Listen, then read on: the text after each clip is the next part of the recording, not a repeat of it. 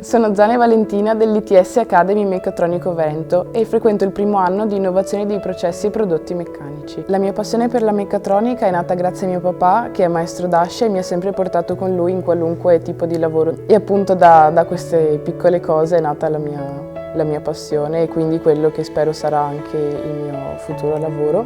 Non sono sempre stata all'ITS. Mi sono iscritta al primo anno di liceo scientifico e mi sono accorta che quella non sarebbe stata la mia strada, perché non riuscivo a trovare un fine alle materie che studiavo con quello che mi circondava.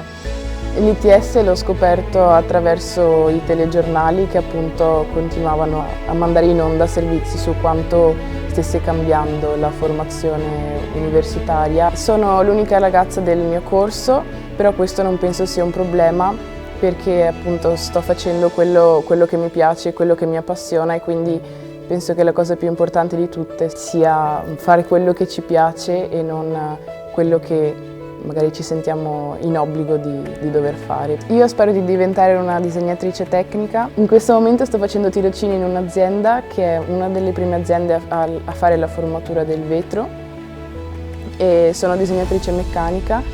La materia principale dell'ITS è il team working. La classe viene divisa in gruppi, ognuno di questi gruppi alla fine dei 2 anni deve riuscire a completare un progetto. Ognuno all'interno del gruppo ha un ruolo ben preciso. Stiamo progettando un'auto elettrica da una normalissima auto a motore. Quindi abbiamo tutta la parte elettronica e anche la parte meccanica da ricostruire e adattare a una macchina elettrica che poi speriamo venga utilizzata come macchina di primo soccorso nelle piccole vie di Treviso.